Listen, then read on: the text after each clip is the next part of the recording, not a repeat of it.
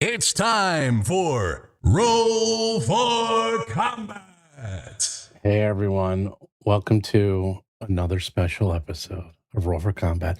Today it's the mellow episode because someone said, "Where's the doom and gloom and death of the industry?" Where's the doom and gloom and spicy Derek? And we don't have it this time. So I know. the episode, Steven named it the D&D Golden Age, has just started. But to be clear, and you'll see it in the description, as with many of these episodes, this is really talking about a tabletop RPG golden age. Like the description says, every tabletop RPG is stepping up their game. Their booths are bigger and better. Their layouts are more professional than ever before. Why does the episode say D&D? It's because most people who click don't know what, if they see TTRPG, they're like, what is that? No idea what that meant. Roll for Combat Live always puts D&D on it, but to be clear, this is not an episode saying, oh, the fact that there was a Dark Sun or whatever in particular thing means D&D. I'm going to go through that too. There's a little bit of both, but let's just say everyone. But they are stepping up their game. They're coming back. Everyone's bringing it. Everyone's bringing it. Everyone. D&D is the Xerox of RPGs. So they're the Kleenex of RPGs too, where like the name has almost become like eroded down to the point that if you're playing Nimble, Evan, and you're talking to someone who doesn't know that you're the creator of Nimble, but like some cousin or something who's like, what? So what do you do again now with your Kickstarter or something? You'd be like, it's like Dungeons and Dragons. So who are you, Evan? So people know. Look, I'm holding up your book. I'm it's the size of my head. The head size RPG, yes. The head size RPG that you know and love, Nimble. That's what you should have called it. It's like they call it Evan's Head. That's the name of the RPG. I do wish I gave it a different name, though. Really? It's too late. Listen to the dirt. You know why? Let me guess. Too generic. Why? I don't know. Like every other one, like has a cool name, and maybe it's just I don't know. Maybe it's just you don't have the 3-word name. You can have roll for combat. On the other hand, Nimble is like itself a quick, short, succinct name that.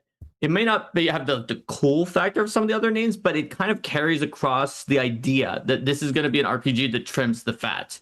Yeah.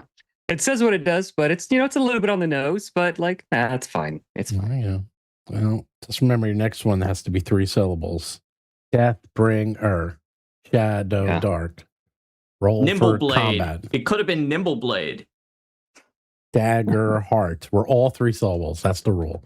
All right. Yep. Nimble Soul. Nimbler? I don't know. I can't Nimbler? That's kind of weird. Nimbles. Anyhow. I guess if you made a version of Nimble that was the second edition that was even nimbler, it could be called Nimbler. Nimbler. The Nimble. No, see.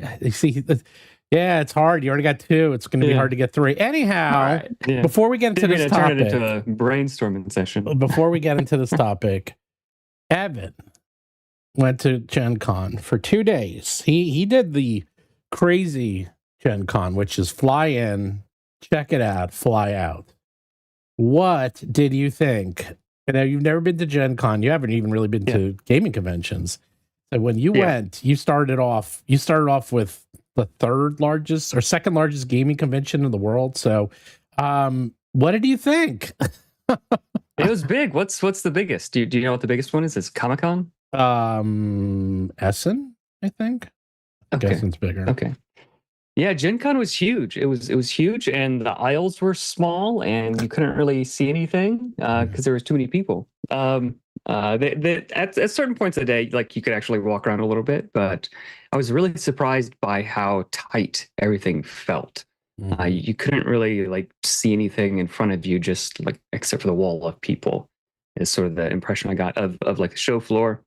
But it was great. I was able to see a lot of people. I was able to hang out with you, and I met Professor Dungeon Master and a bunch of other people. So this is pretty cool. I was able to get a half a game in.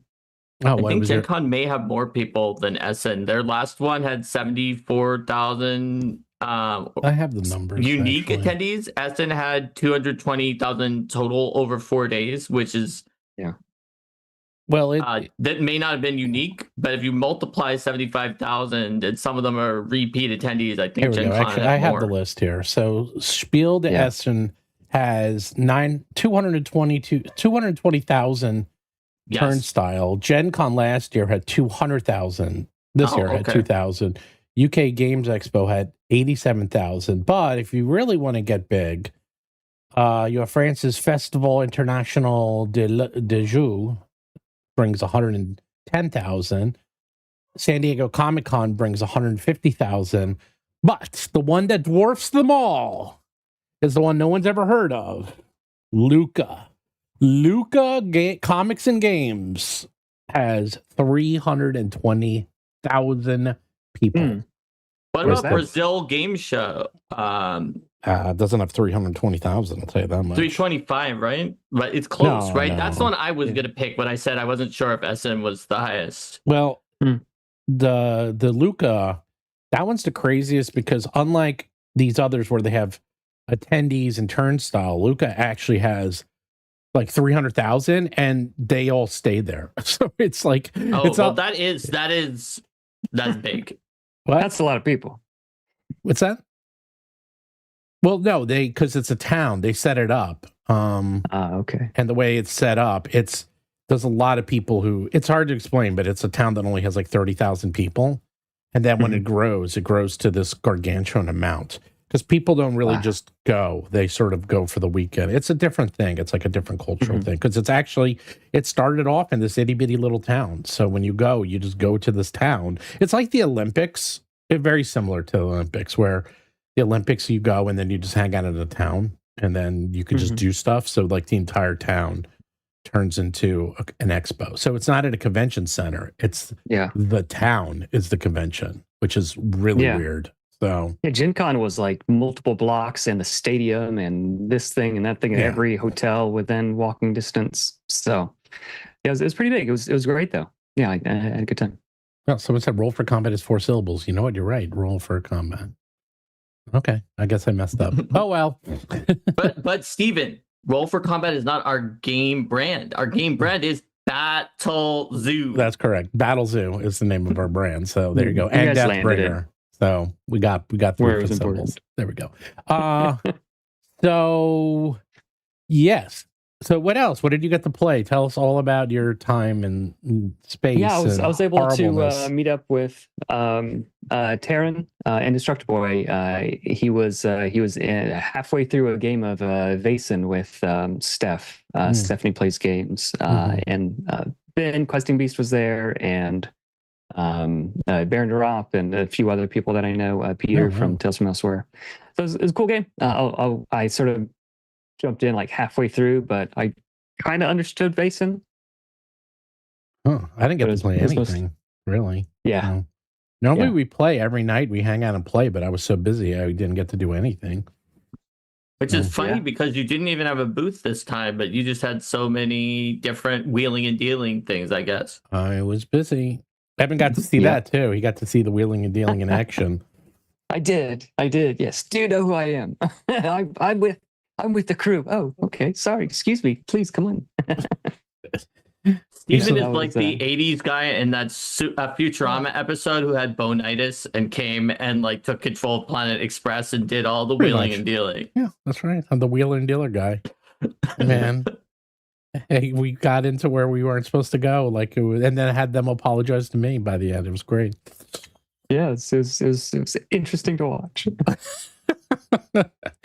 Derek calls it the horror. That's what he calls it. He witnessed the horror. Hey man, what do you want? It's my job. So, would you go back again? I mean, I guess you probably will. You kind of have to.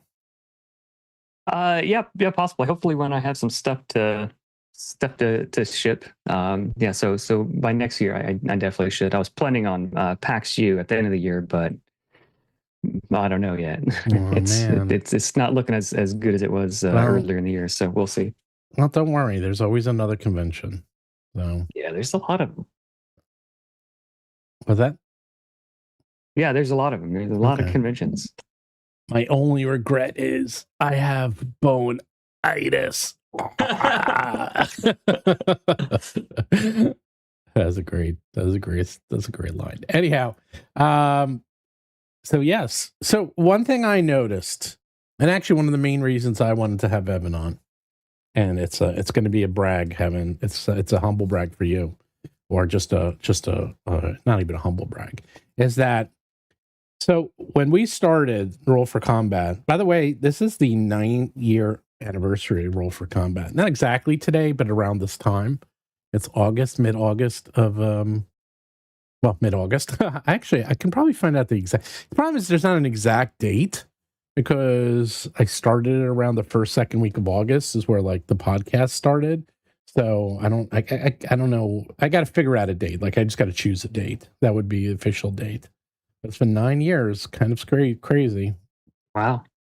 That's great. But only 5 years as a publisher, I think. So something like that, yeah. Yeah, not as long as a publisher.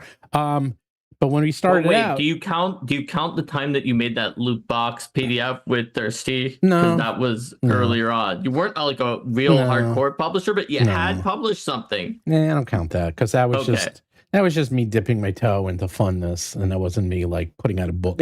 You have to put out a hardcover book, in my opinion, to become like in my mind. That's when I became a publisher. It's like when the hardcover book, when I actually got it from China, and I actually got like like a pallets of books and weighing several tons. I realized, oh damn, like this is not like me putting out a free PDF on drive-thru, like not even free PDF or free, digital only thing, like that's, that I just considered a hobby thing. But so when we started out, I felt like, I said this to Marcus, that, we'll come out because at the time we had a big advantage, which is, I had 35 plus years of layout and design work, and I knew how to work with printers, blah, blah, blah. So our books would look as good as Paizo books and D&D books, and they do. And, that really made us stand out. It's like at the time, and this wasn't that long ago, there was like tiers of books, and you would have a lot of books by independent publishers that were fine and good, but they weren't at the same. They just weren't at the same level as Paizo. And to be fair to those people, it's not necessarily that they made a mistake either. It's that it's really expensive. It's very expensive at that top level in terms of art. And very if you aren't confident you're going to sell way more than most third-party companies will sell, you will lose money if you try to be at that level of standard. So to be clear, they could have been operating with extremely good skill and wise accounting to do it at the lower standard. It's not necessarily a rap on them and saying, oh, well, they messed up. Well, the thing that always happens whenever people ask me how much art is, I'm always telling them, and then they're like, oh. They always say, it was like, oh, because they realize I need 100 pieces of art. So you're telling me my art budget is to be like $30,000? And I'm like, yep. I had an episode last night on Arcade Mark about people getting started writing and if they were self-publishing. And I just told them, your first project, I mean, with the exception of people like Evan, who are able to crowdfund their first projects, your first project's going to lose money because of the art unless you cheap out on the art and find a way to get it like from an inexpensive way, like stock art or something like that. Well, I'll tell you a secret. By the way, everyone keeps asking about Diamond. Just stick around. I'll talk about Diamond at the end and what that means for me. I'm still not sure. I sent you that thing, yeah, Steven. Yeah, my lawyer's looking at it. I'll talk Steven's about that at the still end. looking in. Yeah, Roll for Combat's part of a different group than the one that made that. Correct. I'm not part of that ad hoc group. I'm part of something else, but we'll take a look. I'll explain it in a little while because it's not as clear cut as they're making it out to be. And then, so anyhow, my secret was actually the first book I did. Well, let's rephrase that. My secret was, okay, I'll do a monster book, which counteractive sounds like, why would you do a monster book? Because it's so hard to do a monster book because it takes so much art. But actually, a monster book is easy to do because I know exactly how much art I needed. Because if I have 100 monsters and I need 100 pieces of art, like I can actually do the art order really quickly. It is easy to order, but more expensive to order. So if you have enough money that you know that you're going to be okay, even though you needed to spend like $30,000. Well, I was insane. I actually made the book before the Kickstarter. Like the Kickstarter, I finished the book and I already did all the art. It was done and ready to go. Yeah. And today with the way, if you're on a budget, and you're looking for inexpensive art, it's going to be hard to avoid AI stuff. It's impossible at this point. And even just a few years ago when I started, that just didn't even exist. So it's definitely a big thing that you want to I think avoid and be very careful about. Because even a lot of artists or places that sell stock art affordably, they'll say it's not AI, but then you'll find out it is after the fact. Yeah. So it's definitely something that you have to be careful about. I think it's even harder these days than it was, even just a few years ago. Yeah, No, they it's- can yeah, easily trick fucking you, impossible. especially if like you're not an artist, you're a writer. That's why you're getting someone else to draw.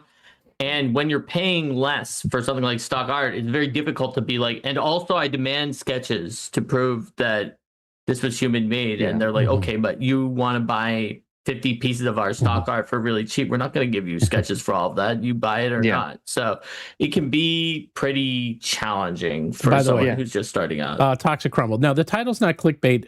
Just stick around. I'm giving you a history. I'm giving you a history The of title where... is really about a golden age for tabletop RPG. Yeah, So it's not with not D&D. clickbait. It is just using D&D as a stand-in Mhm. for Everything. everyone. So 5 years ago, I would say, there was like the levels. You would have D&D.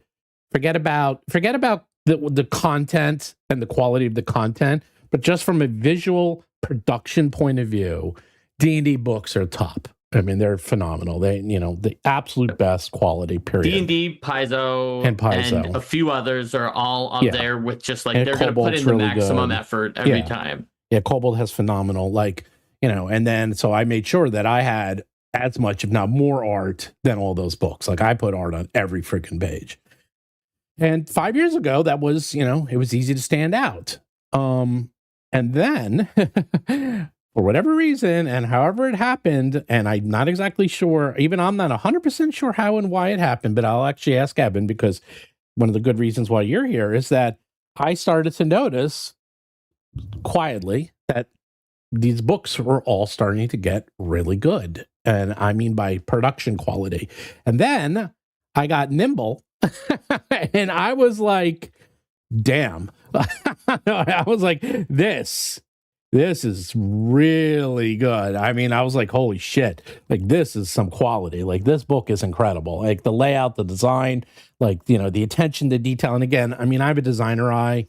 So I see little things like just little things that you do, Evan. Like, I mean, obviously you're a designer too. It's like, like I can tell the difference between someone who throws something together versus someone who studied and like knows art and does the letting correctly and like, little things with the layout and design. And I was like, okay, this is next level. And then everyone was next level. Like suddenly I was like, okay, the Outgunned series is next level. And everything is just really at the highest level. And then I got hold on. Oh my God. This is the heaviest books I've ever gotten in my life. Legend of the Mist. I got this at Jenka. By the way, they must use, I think this is 90. Yeah, you have it too. Dude, I have it too. I just didn't bring it. I don't think this is 80-pound paper. I think this is 80. I think this is 90. This might be 100-pound weight. This paper, that's why these books are so heavy, by the way. This paper is unbelievably thick. This is ridiculously thick paper. Yeah. Those are chonkers. Those are not ones you want to stick in a backpack. Now, this book, this I got to put this on the scale. This actually might weigh like 25 pounds, this thing. It is so heavy. I can't believe how heavy. There's not that many books. Derek sent me the books and stuff that I got because I couldn't bring them home. And the package was like 55 pounds. And I was like, what the hell, Derek? He goes, Legends of the Mist, baby. That's sucker. That's the sucker. But this book, it has a 50-page tutorial teaching you how to play with a comic book. I'm like, wow. People went from clip arts to hundreds of pages of quality hand-drawn illustration with ridiculously complex layout. And now suddenly everyone is at the same level as where Paizo and WotC was. And not just the quality of their books, their booths were better. Just, everything is just better. it was just a much higher level playing field than I've ever seen. And also I'm seeing everyone's doing $1 million Kickstarter. Now it's like, to be fair, that helps, us doing $1 million Kickstarter for Deathbringer. I'll tell you one thing, we're going to have a huge presence at PAX Unplugged this year, way, way, way, way bigger than anything we've ever had in the past. So, the point is, it's like by, success breeds success, and you're able to do more, which makes your booths better, which makes your products better, and so forth and so forth. So here's going to be my question for Stephen and Evan, based upon that evidence that Stephen has brought out. Yeah. Are these signs of a golden age or signs of a gilded age? Well, I would say, like, even looking at D&D books from just like an edition or two ago, someone recently gave me, I think, a 3rd edition GM guide, and it's kind of like an ugly, like, as far as like modern day layout. If that book were to be released today, it wouldn't register at all. So like everything across the board, I think, is getting better. And I don't think, at least I haven't seen any examples yet of where it's just design and extravagance and waste. There's a lot of thought going into, like, the comic book at the beginning of Legends of the Mist. It's going into making the game better, picking it up faster. The tutorial phase of the game is more interesting. So I would lean toward this being a golden age of people. Just like I always say that RPGs are like a decade or two behind board games. Like back in the day, board games just used to be like, sort of garbage and like not that great. And today, board games, they care about how quick the game is to set up and tear down, and how quick it is to teach, and all these different things that people care about, because there's so many board games right now. And RPGs are starting to catch on, where this game has to be quick to learn.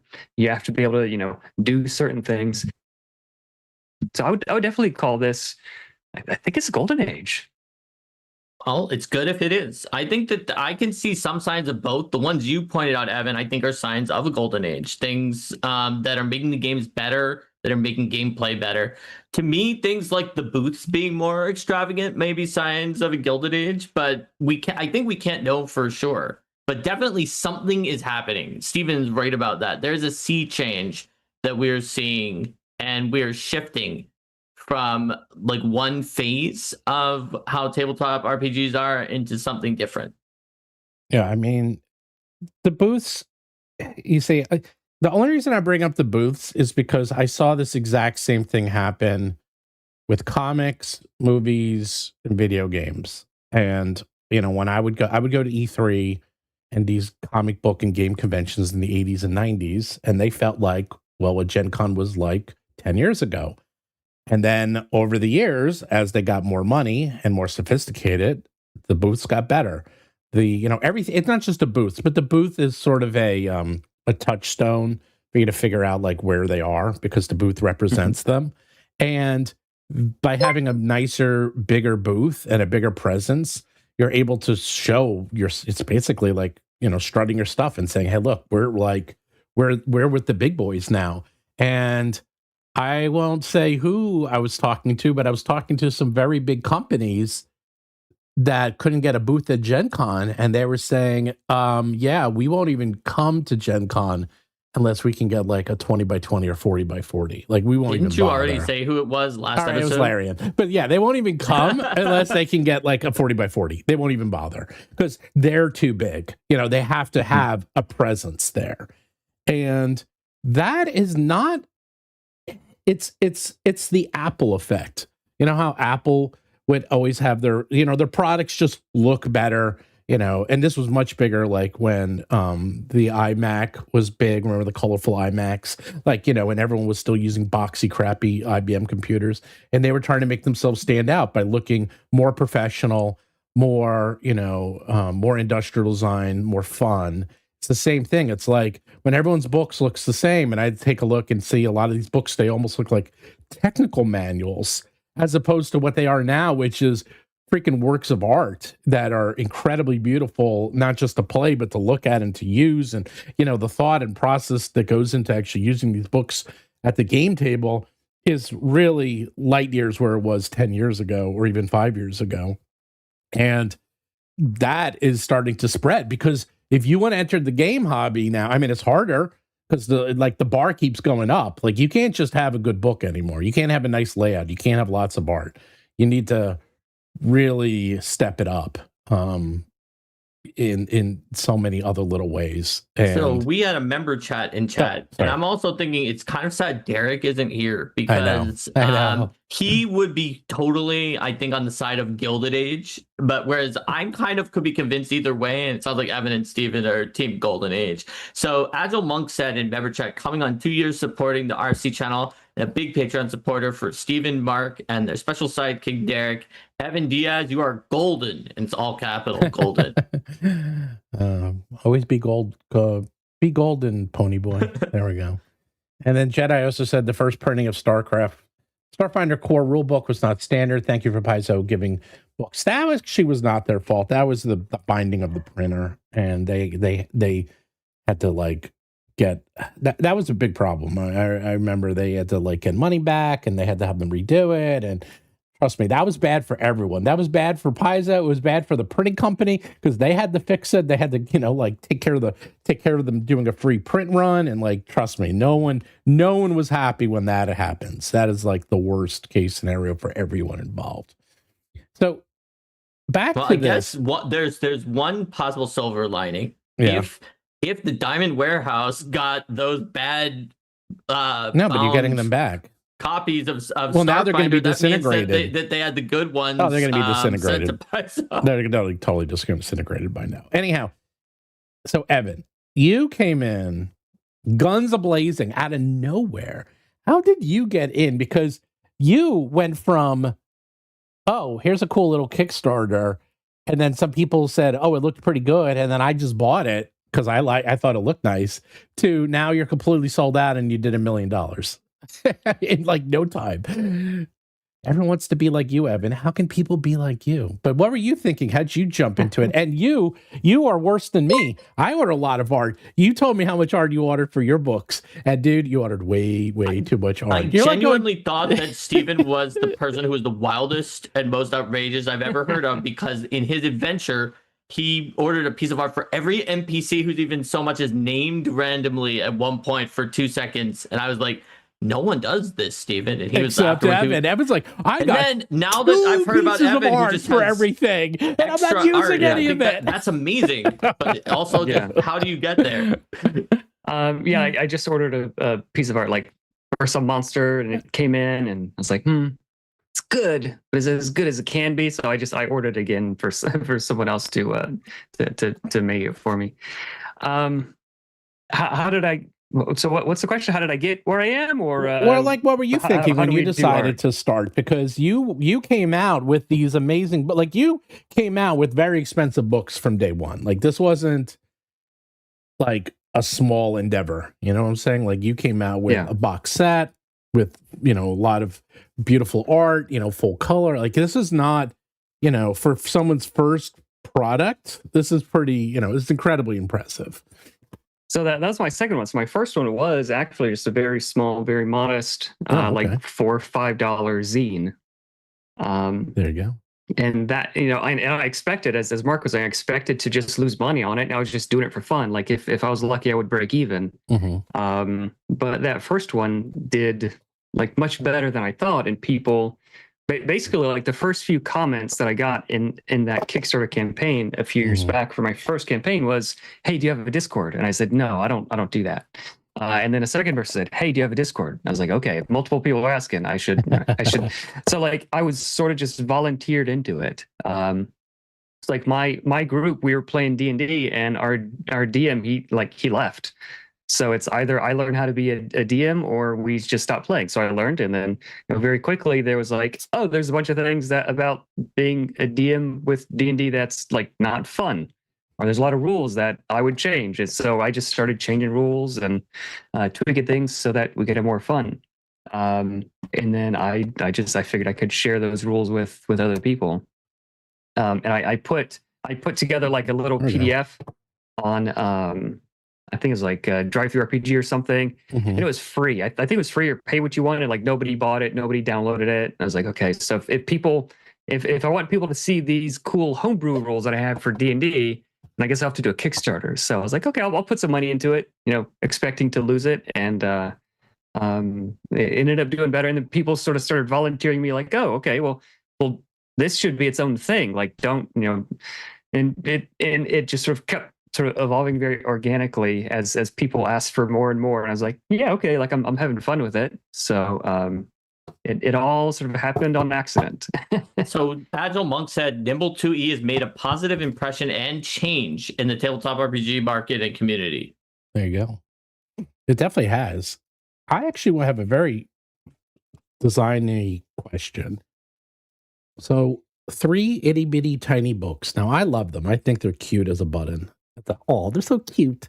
They're like little Pomeranian dogs. These little but what prompted you to do this instead of like one book?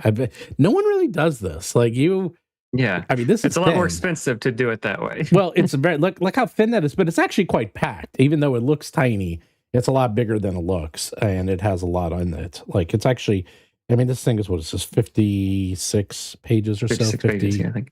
So I mean, it looks, and you have a lot on these pages. So, but I do kind of like these like little itty bitty books as opposed to massive. Yeah, monsters. it's definitely not the most economical way to do it. if you're looking to make the most money, you don't do it that way.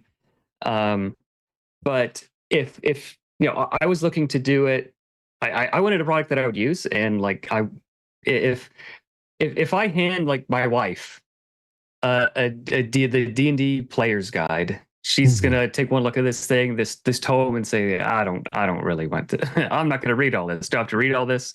But if you hand someone just a more modest sized book, they'd be a lot more willing to think about it, So it's not really just for people who are already gamers or people who are already into the hobby who don't really need convincing. People like Derek who reads the rule books for fun. It's really for mere mortals who have limited amount of time for their hobbies and stuff. So and if one person look at the core rule book and everything is in that one book, then we can't share. So the heroes are in one and the core rules, and so it goes into that the thought that the books are tools to be used. And I think I learned a lot of stuff, and I got a lot of inspiration from Ben Milton's channel, Questing Beast, because the first thing that he'll do when he opens up a book, he'll open up a book and he'll say, okay, you've got like things on the inside cover. That's right. Very, very useful, like very OSR kind of thing. And treating the books as like very useful tools and how efficiently they display or convey the information is how good the book is. So I think people reviewing books with that in mind, and not merely, here are the rules and here's how you can game the system or how you can power game different builds in this game. It's, does this book inspire me to be creative? Is it easy to work with and answer the questions that I have very quickly? Those kinds of things, I think, are what have pushed the RPG industry from more utilitarian to being more open to many more people. We had a Jedi Protector became a member, or no, he did his member chat. Is that he said, my favorite homebrew rule in 5e became reality in Pathfinder 2. The critical failure becoming double damage made me actually change my preferred system. That's a Mark thing. That is a B thing. Having the 4 degrees of success on more options so that you can do the double damage critical failures. I will tell you something fascinating, because I never really used exploding dice, but we were playtesting Deathbringer this weekend, and we did exploding dice. And the first attack I did a fumble and I dropped my sword. And then Dan's like, okay, you got to punch him. And I'm like, oh, crap. I was like, well, what does a punch do? He goes, well, 1 or 2 points of damage. But every time you hit a 2, it explodes. So I'd be like, 2, 2, 2, 2, 2, 1. And I'm like, oh my God, that did more damage. He goes, yeah, that's the point. I'm like, okay, you know what? that punching's pretty fun, actually. Yeah, it's not so bad. Usually, you actually don't want to include a 1d2 in an exploding die system for that reason, because it explodes so often, does a weird, like, it weirdly can outpace 1d3. That is why the playtest is going to exist. There you go, Mark. There you go. I don't think we have 1d2 in the system, though. I think Professor just improvised it. Well, it's going to actually come up pretty often, because when you fumble, you can have there is an unarmed attack in the there you go in the game, but I think it's not 1d2. I could be wrong. Well, he made me do 1d2. I'm looking it up. Well, just for fun. Yeah, there you go. So we'll figure that out during the play testing. So back to this whole golden age is that, so more than half of everyone, and this is the thing that I was listening to. Okay, so he just made me do 1d2. Yes, he was mean, but also weirdly nice, because it telescopes a lot. Yeah. With exploding dice. It was great. It was great. I actually loved it. I was doing so much damage. So what I was getting at is that more than half, I was doing a lot of stats, and more than half of all players supposedly started playing Dungeons and Dragons with 5th edition, which makes sense. Now, if you think about that, that's where I'm getting to the golden age. D&D has been out for 52 years. 5e has been out for 12 years. So that shows you, so more than half of the players have come in the last 12 years. And really, it's more like the last 10 years have really where they came in, because that's kind of where the Stranger Things phenomenon started in Critical Role. So you have more than 50% of all D&D players, and probably most TTRPGers, are new. They're all brand new. And they're coming in at a time where, I mean, thank God D&D is like getting their act together, because they are the bell winners, the leaders, like they, for better or for worse, are the kings. Okay. Everyone knows if I say someone randomly, anyone on not planet Earth, but anyone I meet, what I do, and I'll say, oh, I do stuff for D&D, even though they've never played it, even though they've heard of it, they've heard of it. They know what it is. Mm-hmm. They've heard it's so much in the zeitgeist that it's something that is heard, and they got an idea of what that means, even if they never did it, and they might not know exactly what it is. And that is incredibly powerful. That is ridiculously powerful, that it isn't such embedded in our culture that you can say D&D and they get a general gist of what it is. It's the Kleenex brand of TTRPGs, as we were saying. Yeah, I said that earlier in the episode. Yeah, but, right. Tim Johnson, who said that there, is correct about that. Yeah, but it's or Band-Aid. It's one of those brands where just like the name has become so synonymous that everybody knows.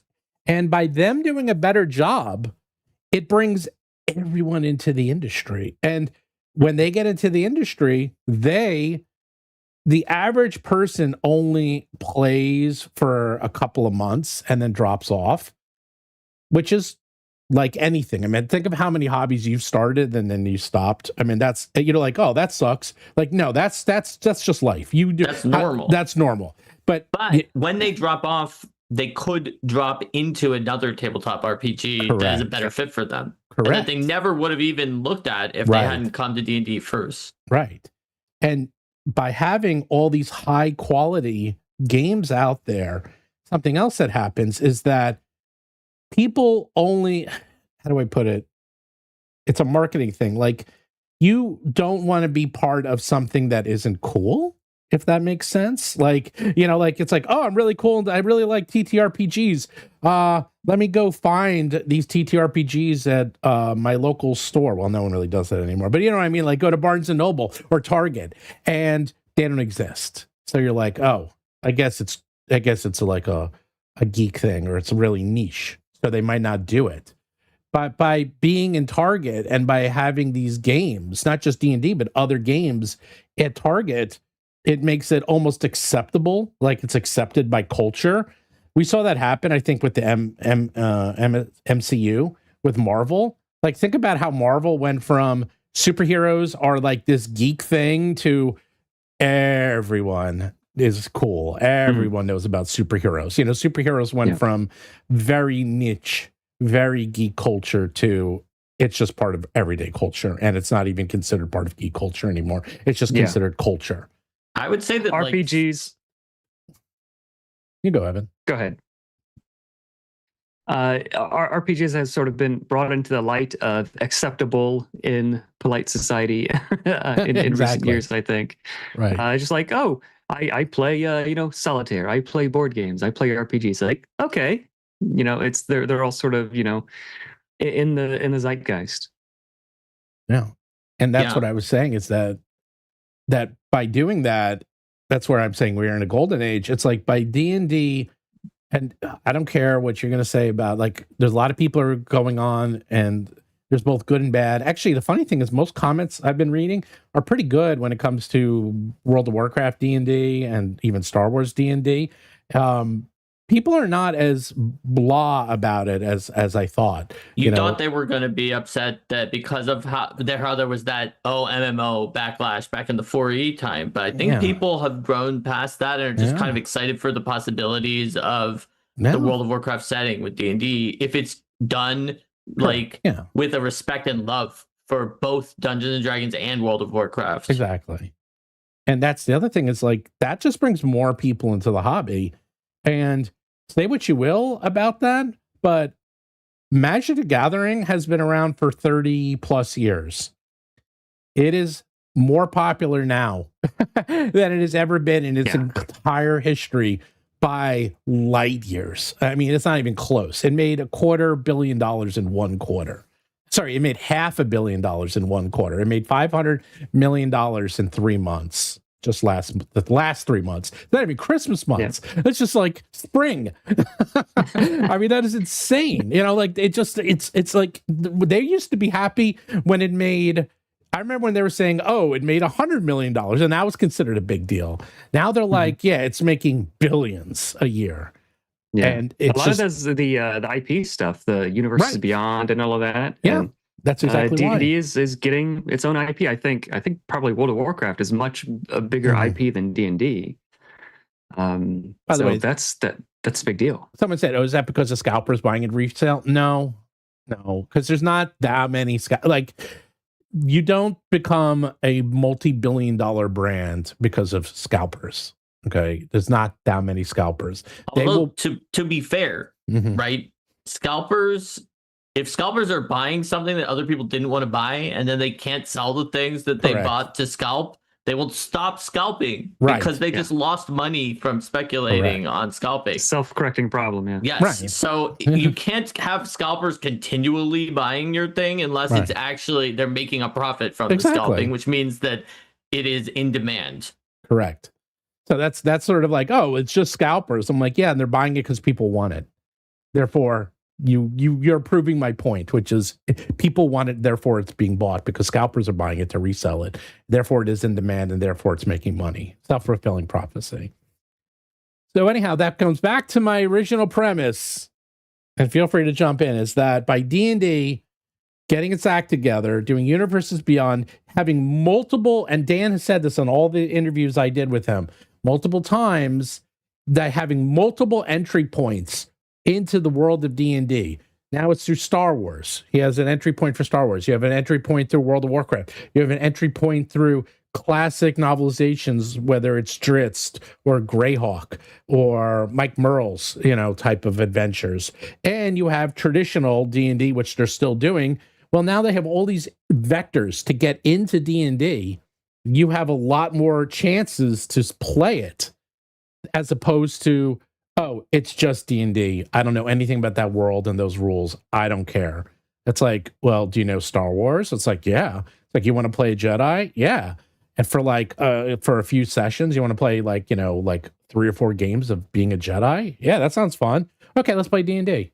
Ta-da! They just won. That's literally them winning right then and there. I mean, they have had D&D Star Wars, as we discussed last time. It's not the same. And they've had a World of Warcraft, although it wasn't They official. did. It's not the same. But was that a golden age back then? I would say that this is more of a sign of getting their act together, because it seems like really, really carefully thought out and planned, as opposed to but some of the Star Wars systems that WotC's has put out in the past, like Star Wars Saga editions, were really good game systems.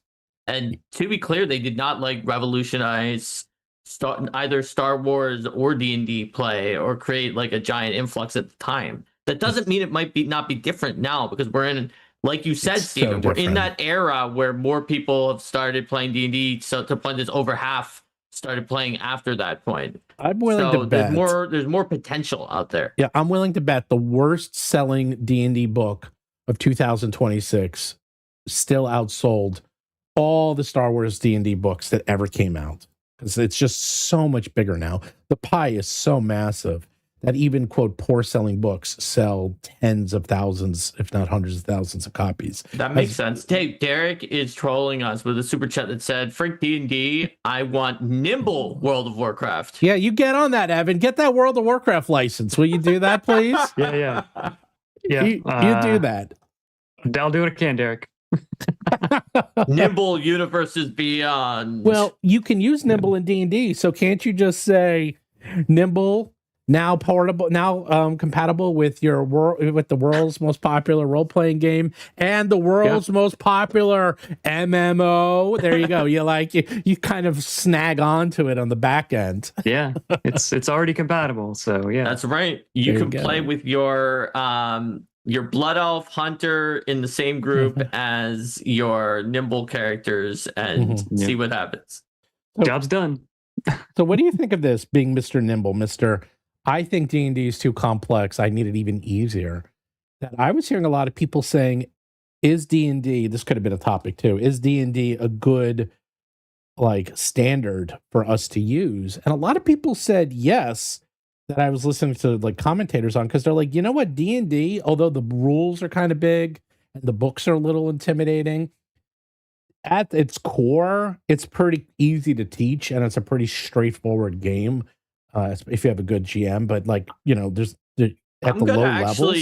I'm gonna maybe disagree. As someone who loves heavy, crunchy games, right? Who created a heavy, crunchy game? Who created I also like the heaviest, crunchiest game? Maybe one of the heaviest, crunchiest ones that's big in the market right now. Right? Ever. I still actually think that if we're talking about what would be the ideal weight for a tabletop RPG that is going to be the gateway to drawing everybody in to tabletop RPGs, I would say is lighter than what D&D is. However, D&D is the brand that can do it. So whatever D&D does, that's going to be the one, because that is the brand, that's the Kleenex. Everybody's going to come to D&D. But I think a slightly lighter D&D would be an easier gateway system. On the other hand, though, it might not satisfy the core D&D current audience or have as much longevity as D&D does. So the question is, does that mean that D&D would want to have a starter system, like back when they had basic and advanced and split things off, that was lighter and easier to get into for the new players? So for me, I see it on a different axis. So from crunch to a simple game. I sort of see a third axis of streamlined or easy to learn, deep to master, that sort of thing. So you can learn chess, for instance, pretty quickly. There's only so many pieces, and maybe 5 or 6 different pieces, and they move different ways. You can pick up the rules pretty quickly. But it takes a lifetime to master the game, and there's not even any randomness in the game. So it's not a matter of crunch. I think complicated or simple is an inadequate way to think about things. I don't think Nimble is a simple game, but it's easier to learn and faster to play than D&D. But it's just a lot of the complexities are very subtle and hidden and there for people who want to dig into it. And for the people who just want to roll some dice and kill some goblins, they could just do that without having to worry about what a proficiency bonus is, or that sort of thing, or look up tables whenever they level up and see how many of this thing they get or that thing they get. So it's not a matter of complexity, it's a matter of if it's streamlined or if it's fiddly. Board games do this kind of thing. It could be a fairly simple board game, but in order to play, you have to spend a half an hour setting up the table and getting all the pieces out and shuffling the decks. And you have like 17 different decks and a bunch of different, pieces and things. And when you play, it's fairly simple, but setting it all up takes forever. But there's other games where you can just sort of open it up and just start playing. So there is this third axis, at least a third axis that matters a lot, that people don't think about and don't talk about. So this is somewhere where we want to talk about the definitions of the words we're using, Evan. It's very good topic. I've talked about this before a lot on various times, maybe not on this channel as much because it doesn't come up, but two axes the game designers sometimes use for like the overall weight of the game are complexity and depth. And now, unfortunately, because those words can mean so many different things, complexity is often the thing the thing that you were calling complexity just now is actually depth in this system. So the chess is a game with a relatively low complexity being that, like, the buy-in, how much do you have to actually learn before you can actually do this game, how much like barrier to entry is there, but it has extremely high depth because there's just so many strategies you can do. You can spend a lifetime becoming grandmaster. And so you kind of want a game that has more depth, so there's more to it. People will stick with the system, but you probably want to get to that depth as much as possible while not increasing the complexity, because that just scares people off and is a barrier to entry. And in that way, I think that you're absolutely right that there's nothing wrong with having depth for an intro game, and in fact that can be cool. But a game with lower complexity, in the way I just described, to be clear, the two words complexity and depth, I think would serve better as the gateway game than D&D does. In an ideal world where you can do whatever you want. Yeah. No, I agree. I think we're saying the same thing. I don't know what the industry terms are for them, so there's no official. So you are neither right nor wrong. I am neither right nor wrong. It's just, as with everything, people have their own way of talking about different words, and it can mean whatever you want it to mean. Are you there's a really interesting YouTube channel called Distraction Makers, and they talk a lot about game design theory and this kind of stuff, with Magic the Gathering being a central thing. And people think that, the more cards you have, the more options you have. But the more options you have, that means there's more outliers, and like you can build around that. So there's actually fewer options. So like in D&D, there's Fireball. Because Fireball exists, all the other 600 spells that there are in D&D, like they don't really matter as much. So having more options doesn't make it deeper. It makes it more shallow, because if there's this one best option, then I'll just do that. Even if there's 700 or 56 or however many spells are, even if there's like technically a lot of things, there isn't really, unless you want to play with one arm tied behind your back or play suboptimally or something like that. You're right. There can even be an illusion of depth if it's balanced, but it's just so similar to each other. Yeah.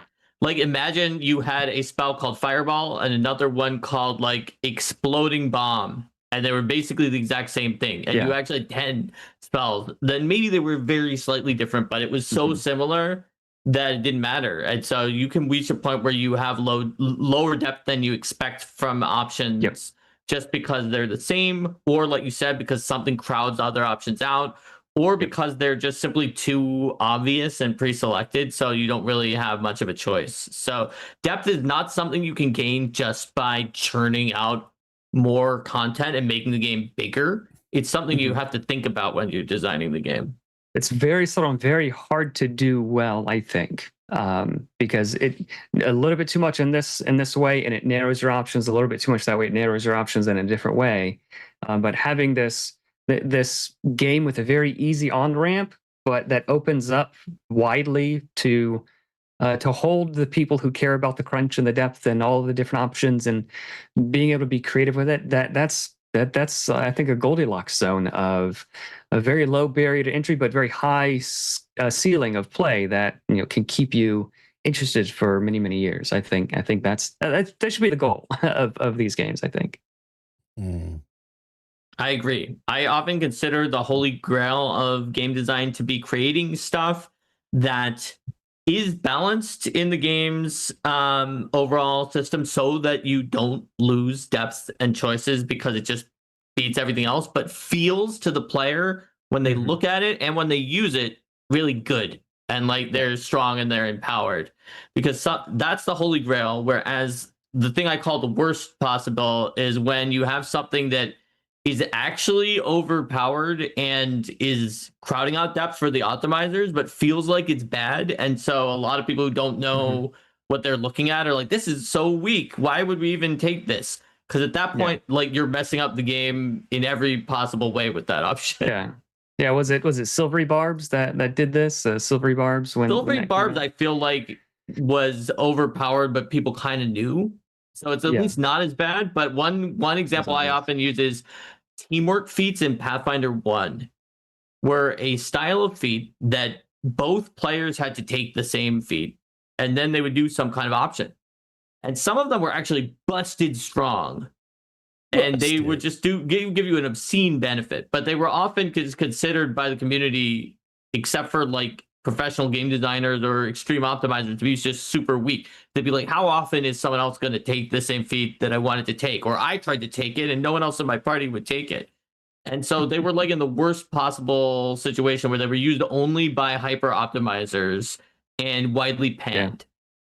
Yeah, I've been doing a deep balance pass on all the spells and abilities and stuff in Nimble, and it's the spells that are secretly S+ tier but nobody really uses them, that are dangerous, and then the ones that sound cool but they're really F, like you never really should use it. It's a trap. I think those shouldn't exist, but B and C tier abilities are really fun where they a C ability might be the best in this one situation, so you use it, but having those options that are sort of somewhere in the middle where they can all compete with each other in different situations, I think is a really fun place. But the ones that sound cool but are just a letdown when you play them, or the things that don't sound cool but once they're like learned or solved or figured out, you just always do this every time, then it's the World of Warcraft problem of you just have this rotation. I always do these two abilities, and then every combat is the same, and we've solved the game, and now I guess it's tic-tac-toe. We don't need to play anymore. So this is how you can tell Evan is a really high quality game designer, because most people who are good players, maybe good optimizers who understand game systems, but only from their own perspective, look at a new book that comes out and are like, wow, this book was filled with, let's say, with mostly S and A tier power stuff. This was a well-designed book. This is a good book. It is not a good book. Whereas they look at something where it's like, I can't believe this, but this book is almost entirely B tier. There's a couple C, maybe, a few A at most. And then these optimizers might be like, this is awful. How could you? It's hard to do. But that is actually you have one of the best game designers of all time if you could get something like that, because S tier is the one that is so strong that it warps the game. A is so strong that it crowds out other options. It may not actually ruin the game other than the fact that it messes up with your depth because it's like not strong enough that breaks it. It's just better. B is strong enough that it's always good, but it's not strong enough to replace other options. And C, like you said, Evan, is good in its own niche and might be the best thing in a very narrow circumstance, or kind of good in a broad circumstance. So what you're really aiming for is those ones in the middle. You don't want to produce options that are all at that are all at the top tier in a new book, or you've just power crept your game system. Yep. So by the way, I've mentioned this before on the streams that I saw a lot of talks with Richard Garfinkel, the creator of Magic.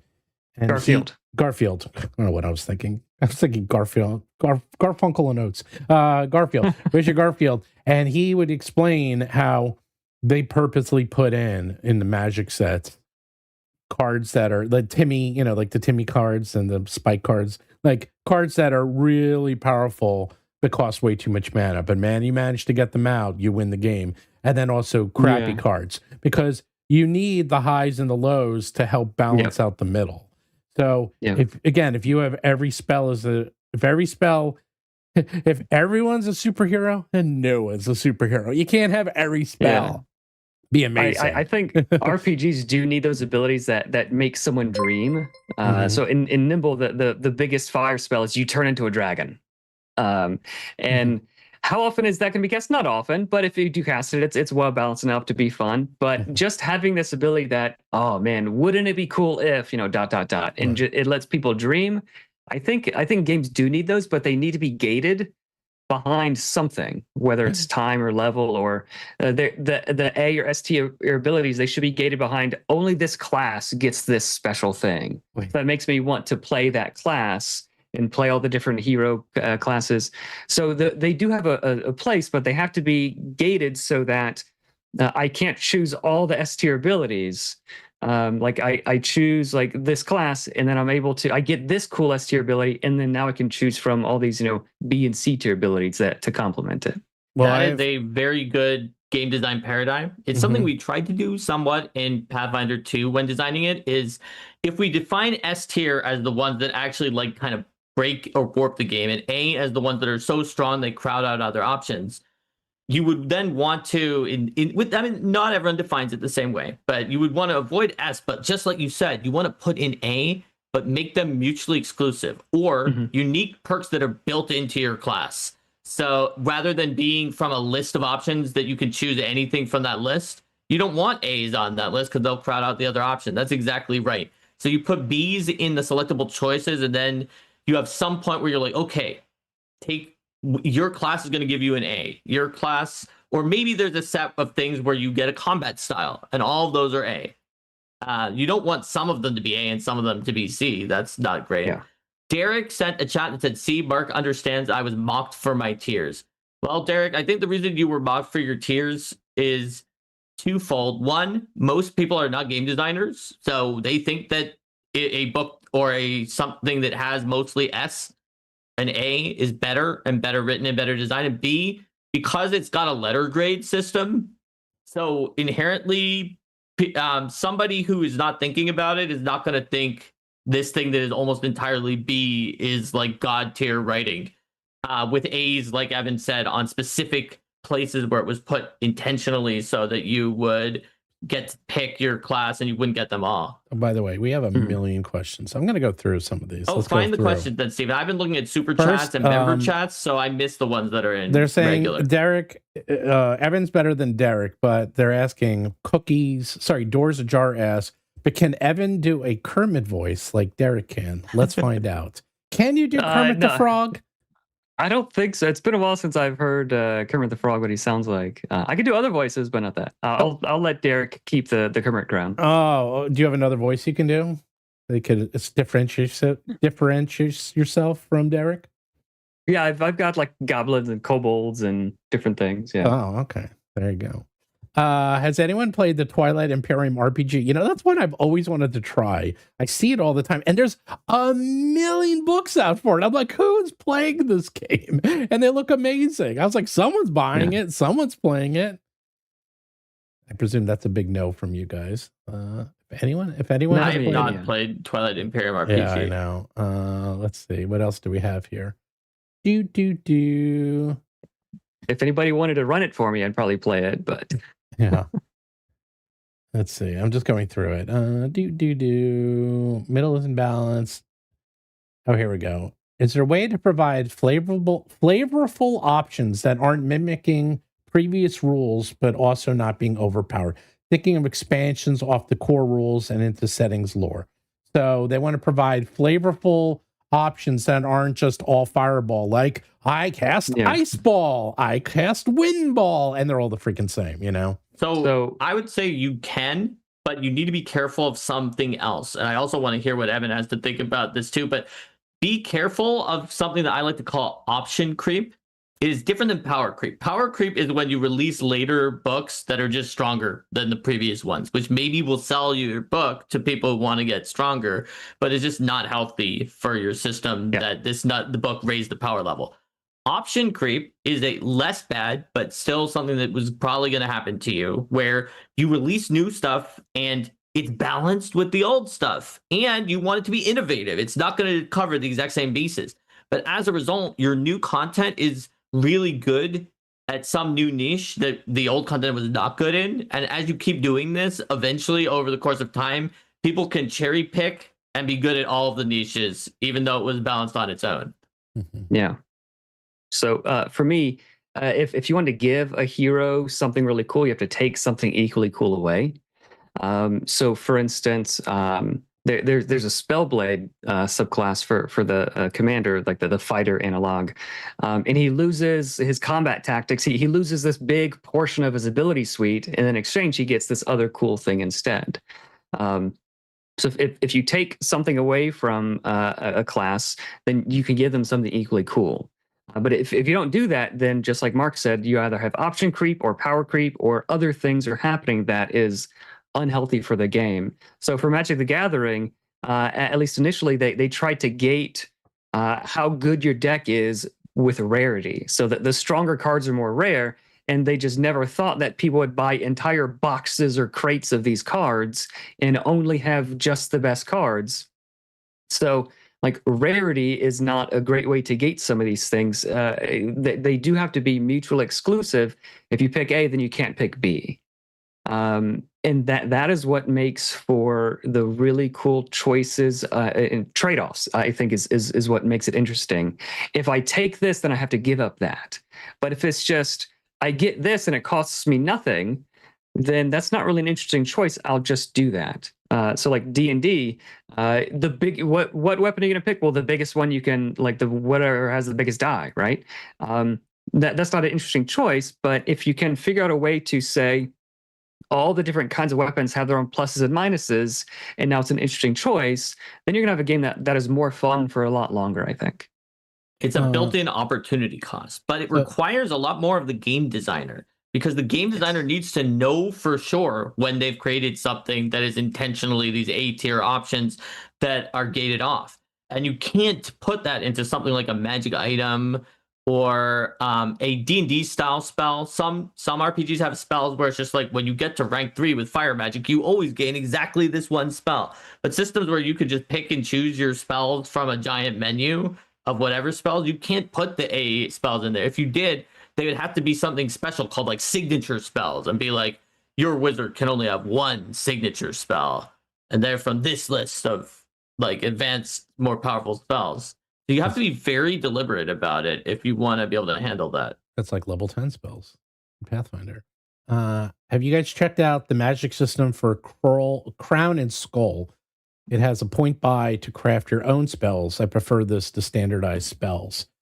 I mean, those point buy systems, the problem with point buy systems is they're very good in theory, but they're incredibly hard to balance. And then often people will end up with just like 3 or 4 spells anyhow, which might as well just make them spells and put it into the game. And also not everyone wants to sit there and just do point buys. They just want, most people will probably want to just say, okay, I want spell A, B, and C, and that's it. So I haven't seen specifically Crown and Skull, so I want to start with that. But I think Steven's right.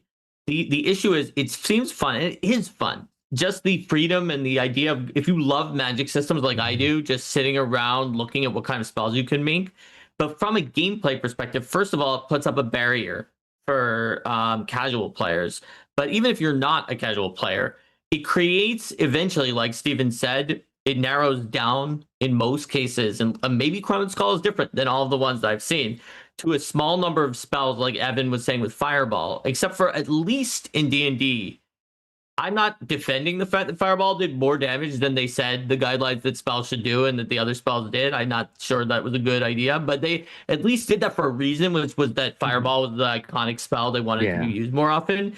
in these point systems, the spells that wind up being the ones that are used often are usually some really bizarre and out there spell that just so happens to optimize your number of spell points so that you can get something where it's like, yes, and because it cannot target pineapples, but also and takes the form of a giant walrus.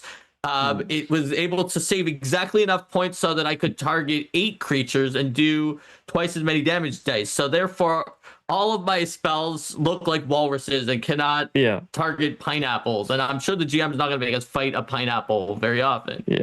At least Fireball is cool in the fantasy, but again, I've not played that game either. But a lot of times it'll have the multi-class problem where if you can pick and choose amongst all the best options, you'll pick the best options. Or it explodes the combinatorial design space where it's impossible to play test and balance. So you just have to take the ceiling on everything down, and nothing is really that fun.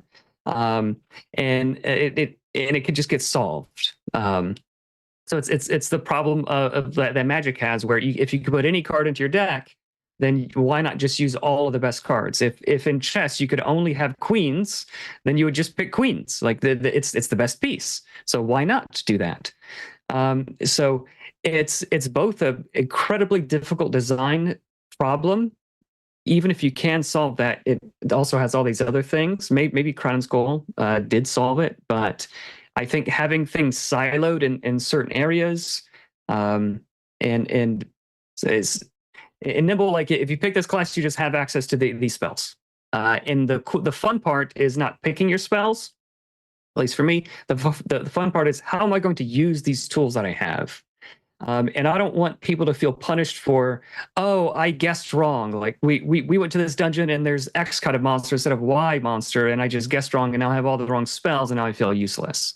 So I'd rather just have, these are the tools I have. How can I make the best use of them? How can I use them creatively and not, I need to guess if we need protection from evil and things and whatever. Well, I don't know what all the spells are, but you don't want to punish people for doing that kind of thing. Yeah, I mean, it's one of those, I mean, I could talk about this one for half an hour. It's one of those, like, it sounds like a cool idea, but in the end, you end up being in the same place. You end up adding complexity to something that ends you in the same place as if you just gave them spells to choose from. It's just, so it's like, wow, that sounds good. It's really, unfortunately, not necessary. But with a higher complexity and barrier to entry and a higher disparity from the major optimizers and the less skilled optimizers. Because, like, I think most people in D&D who look at Fireball and see that it says so many more D6, even if they're kind of new, they can tell that that's good because it's a higher number. Yeah. Whereas in these point systems, sometimes it's very difficult to actually find that weird walrus dropping spell that is actually the strongest, but seems where you would thought that if you use the ignition keyword, that would give you a stronger spell. But it turned out that because of the rules for falling damage that were somewhere else in the book, dropping walruses on their head was actually did twice as much for half as much points in the magic system. So and now all that saying, none of us has read the one that people mentioned in chat. It may have fixed all these things, in which case I definitely would want to play it if it did, but I've never come across one that did. And I am more in Evan's camp that carefully curated design is more likely to lead you to interesting choices in gameplay rather than some kind of weird optimization solution. Yeah.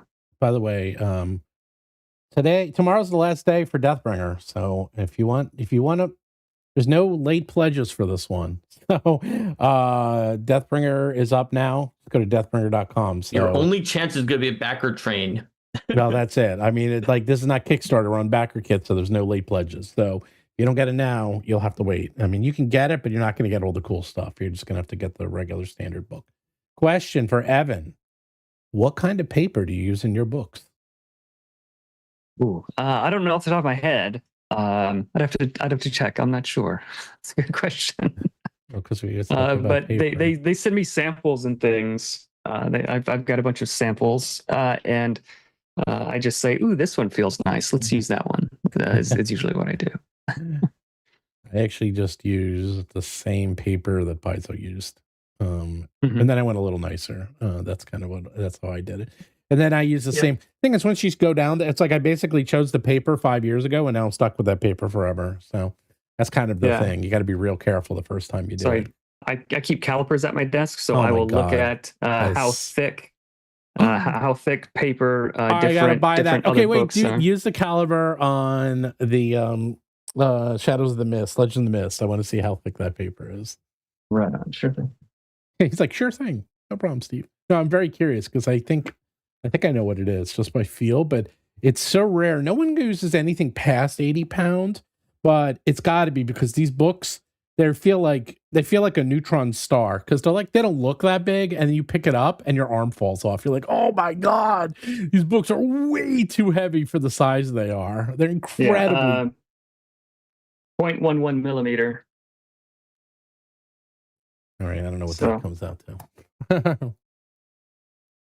0.11 millimeter paper to weight. Let's see. Hold on. If some AI, let's see, it comes out to does anyone know off the top? What are you trying to convert? 0.1 millimeter into inches? What are no, you doing? no, to the weight, to the weight, the paper weight method. What standard paper weight? Trying to see You mean like grams per square meter? Yeah. It's like somewhere between 60 and 70, maybe? No. Yeah, so that's more like, than 80 at least. That's twice as thick as Tales of the Valiant. Just for reference. It's more than 80? Okay. It comes out to 240 to 270 grams per square meter. Wait, wow, that's way more than I thought. It's practically cardstock. Yeah, I'm doing the math here. Yeah, it's exact. Yep, I said it. 90 to 100 pound stock. So we use 80 pound. This is I said it's 90 to 100 pound stock, and they said it's 80. According to the math here, I'm looking at a chart. It's 90 to 100 pound stock. I'm looking at a chart that says the 80 GSM is thickness 0.09 to 0.11 millimeters. True, but I can tell just by feeling it. It's definitely, fair enough. I think it's 0.9. I don't think it's 100 pound. I think it's 90 pound stock. I'll tell you why. There's actually a reason. Okay, now we're getting to the paper discussion. No, because they're doing full, we have a lot of But look, everyone, the paper is part of the golden age because it's higher quality paper. It is somewhat related. It is. Yeah, the 80 pound is, okay. Most books are, okay, if you draw steel, you're 60 pound, which is blah. Some books are 70 pound. Now, they will do 70 pound, which will print full color on both sides and not bleed through, by the way. But you do that to put down the weight of the book, because you know what? The more the book weighs, the more expensive it is for you to store it and just to have it in your warehouse. So it's like you actually want it to be kind of, and also it's not as thick. So if you have a very thick book, has the same thickness paper. What's that? Raw steel has the same thickness paper. Really? Roughly. But that's definitely like 60 pound. Let's take a look at that. 0.1 millimeter. Take a look though. You can see right through it though. Like it's. Is it just more transparent, even though it has the same thickness? I actually think it's pretty thin. It could be. It's pretty thin. Oh, you have the special. I just have the regular edition. Oh, maybe the special has maybe. I have the regular. I have the regular edition. I think so. Special Commander Snooku has a question for you, Stephen. It may be longer. It was cut off the name. Stephen, what should someone think about when chewing things like cover and paper finish matte versus glossy smooth versus textured and paper size A4, etc.? Oh my God. All right. I mean, I'm not going to get into all that, but here, by the way, Derek, no, I'll give the very quick highlight. Where'd it go? Where'd my A5 book go? My B5 book. Derek, where'd my B5 book go? I just had it. Oh, man. It went to the Centauri system, Stephen. No, I know. Where'd it go? I just had it. I did see you holding it up like before the stream. No, I have the tiny one. Oh, here it is. You know why? Because I have all my books next to each other. There B5 Shadow Dark to compare to. Well, look, you only do digest size, I think, if you are doing a digest size type of adventure. I mean, okay, if you're going to do something for D&D / Paizo / you would use the standard larger size, it's actually a 1/4 inch smaller than paper. It's not paper size, it's a 1/4 inch smaller. So it's the paper size books, because you want them to match. People want books to match, and they want their books to look the same. So that's why you do that. You do, books that look similar so that they line up. And also, that's also why you do the same type of trade dress. You do the same type of layout so that they're already familiar with it. In fact, when I did the monsters for my 5e book, every single monster in 5e, every single one uses this block of text. And I haven't spoken about this in a long time, but text blocks of monsters are really hard to lay out, especially if they're big. Evan could do it because his blocks are pretty small, but like some of these blocks can be literally a full page, and you can't get it's very hard to get art in there when you're doing these type of monsters, because you got to do this block here, and then you got to like squeeze the monster in there. It's actually a real pain. But what I did is I did it the way that Pathfinder does it. I do what's called a ragged right, and I will have my books. I have the monsters. I say, screw the blocks. I just put the text in there, and then I just have the monster go right into the text. This actually gives you 30% more text on the page, and it also allows me to do more cool dynamic layout when I do this. But I was the first one pretty much to do this, because everyone was doing text blocks for 5e, because you see 5e and you think text blocks. And I said, screw it. I want more monster. I want more abilities. I want more complexity. And that's how I met Derek, because Derek, they did the review of our first monster manual for 5e, and they're like, oh my God, these monsters are awesome. They do so much. And I'm like, because of the layout. Literally because of the layout, they do more, because I have more text. Therefore, they have more abilities. Therefore, they're more complex. Therefore, they're better. There you go.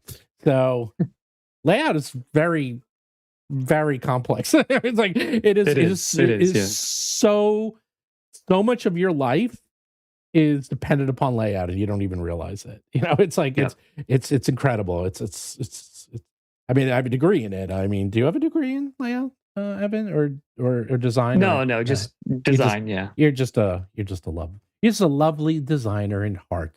It's like, yeah, I mean, I went to school literally just for this. That's, one of my degrees is just in this field, because there's so much science behind it. Back to that, the paperweight, I always say 80 pound, because 80 pound is nice and thick, allows you to do 2 color. Oh, back to what I was saying about Legends of the Mist.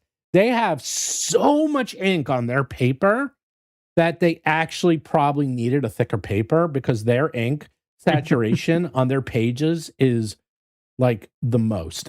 Their ink saturation is ridiculous. It is absolutely ridiculous. So they probably needed a thicker paper.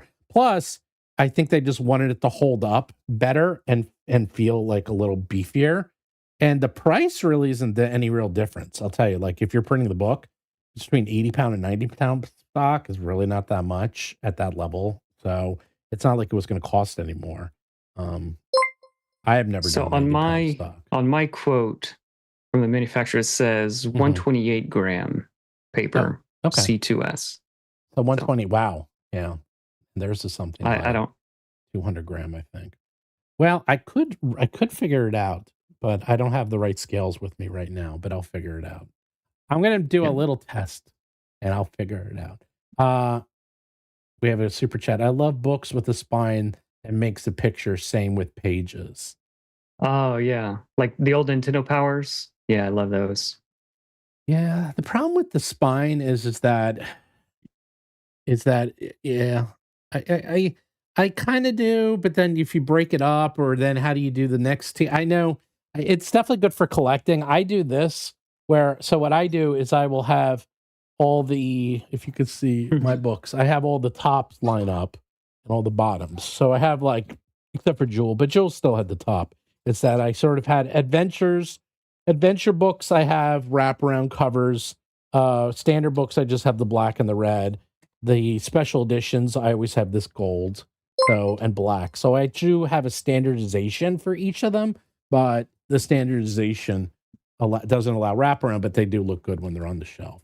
So So Commander Snooku asked again, where should a novice go or do to learn how to do layout properly? Oh, I actually don't know because I What I would say is don't know. start with channels or resources that go into like Questing Beast. He talks about what makes a good book, what makes good layout, what makes it helpful or unhelpful, good things and bad things. So start there, just learn what makes a book good or bad, and then start tinkering with InDesign. There's Affinity Designer too, I think, but it's not quite as industry standard. Just start messing around and expect your first designs and layouts to be bad, and then each time you do it, you'll get a little bit better. Yeah, just start with something, and then you'll learn as you go. Right now, before you start, you just don't even know what questions to ask. But once you've made something, then you'll know, oh, okay, I've got a dozen good questions to ask, and then you can start heading in the right direction. Yeah, I mean, I mean, I would actually almost suggest taking classes. You know, even if it's just like if there's like a learning annex or not learning annex, but like like night classes at like your local schools or like where I am, they have classes all the time.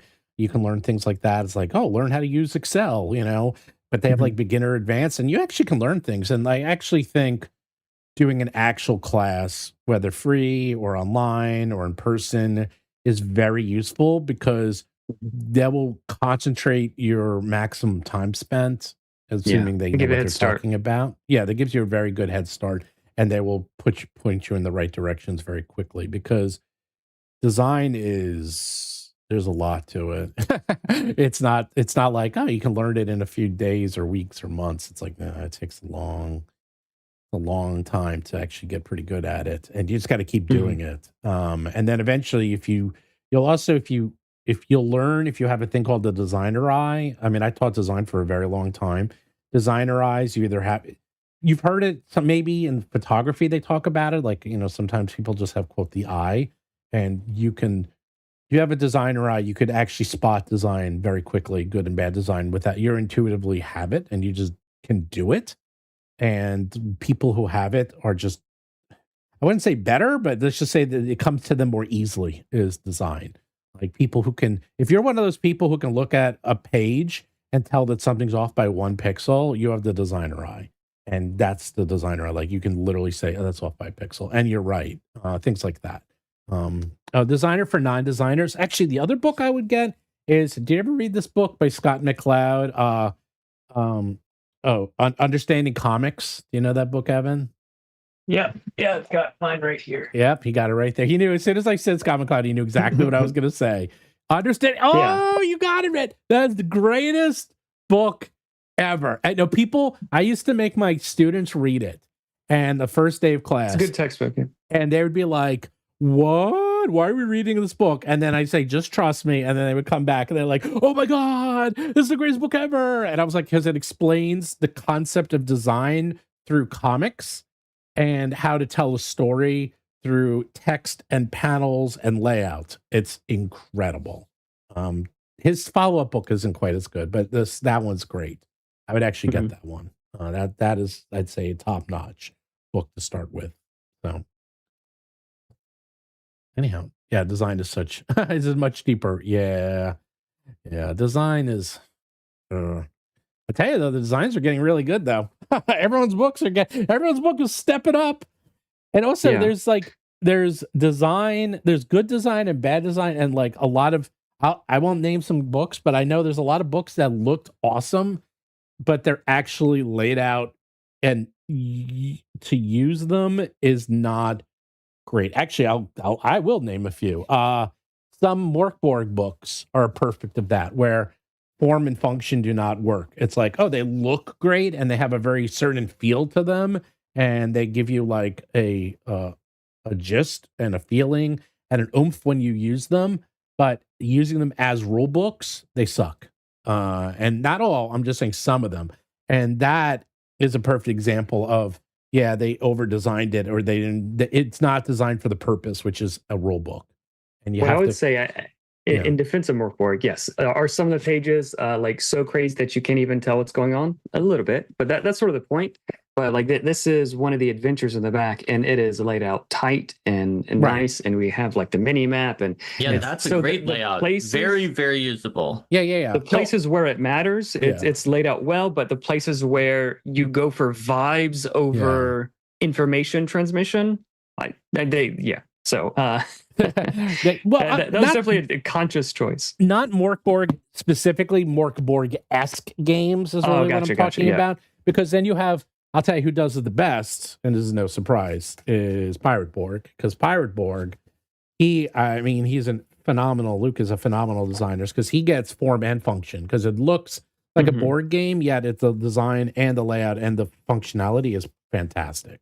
Like he gets it. Like he knows how to do layout. Like this guy is A++. What I would say is look at books not just as books, but as exemplars, and study designers that you like, and open up a page of a book and say, well, what would I do if I was designing this? Or anytime I get a new book and I'm flipping through, I'm not reading it usually, I'm just flipping through, and I'll say, oh, this is a good idea. I might take a picture of it, or I might just file it away in my mind to say, oh, this is a thing that can even be done.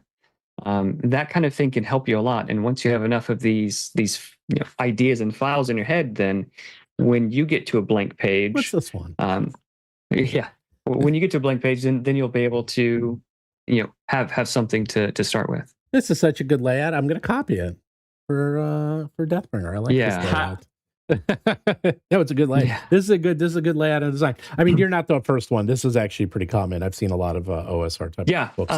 Mouse Ritter is where I got a lot of those ideas from. But the control panel layout is just a big deal in a lot of OSR and OSE kinds of things.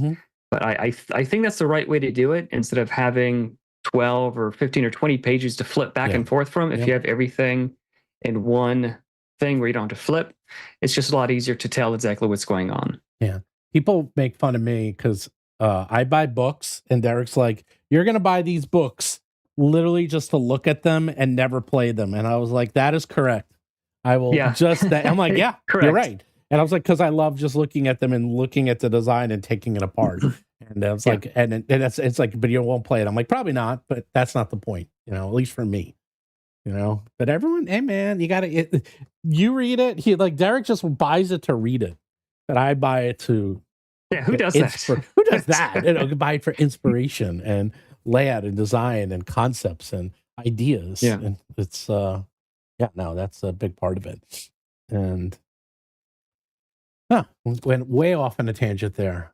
Make fun of me. But you know what? This tangent is actually more related than any of the other times you talked about paper and any of those other things and layout, because one of your signs of the golden age was the increased paper quality, professional layout, and art. In fact, those were some of your main signs. Yeah, so this is the only chance you have to talk about it, and we say that you are staying somewhat on topic. Well, take a look at this thing, because the thing you always hear about Daggerheart, and this is the new Hope and Fear, is that people go, oh my God, the design, it's so amazing, it's so beautiful. Like you always hear that. Every person always says that. And they are. I mean, I also know their art budget. I think their art budget blew you out of the water, Evan. Like their art budget was insane for this book. Yeah. So, they spent an absolute fortune on this. And then it comes with the magnet case, which is crazy. Yeah. It comes with the magnet case for your cards on top of that. And cards cost so much because there's so many of them, and you can't have two cards with the same art because then you'll confuse them with. So cards cost a lot, and just one piece of cover art can cost well into the thousands of dollars. Not every piece costs that much, but it's usually decided upon if it's cover art. That's it. The price goes way up, and then it's based on usually the number of characters. So this has 1, 2, 3, 4, 5, 6, 7, 8, 9, 10 characters. What would you guess that cost? Plus minions. This, knowing what they spend. Well, let me see. Who's the artist? If I know the artist, I actually do know the cost. Let's see. Does it have the artist? It has the interior core cover is Matt Wilma. I do not know Matt Wilma. Let me look closely. Is it a wraparound? It's a wraparound. But as expected, the wraparound. The backside is pretty basic. That's not that hard to So know. while you're analyzing that, Mark T did a super chat asking, is Daggerheart just breaking even with their stuff? And I would say, given that they outsold their expectations dramatically, they're losing money. That they may be doing better than they expected. But with all those cards, it's going to be really expensive to make. You know how much this costs? You know how much this costs? No. $40. They're not making a penny. I remember that the version with the cards of the first book was really cheap considering it had all of the cards. They are. I spoke to Longpack who makes their thing, and they're like, they're not. They're not making any money on this thing. I'm like, yeah, no kidding. This is a loss leader, or they're just doing it to get into. All right. So now that I went with that super chat, what's your guess, Steven, on the cost of the art? And then we'll get to the next super chat. I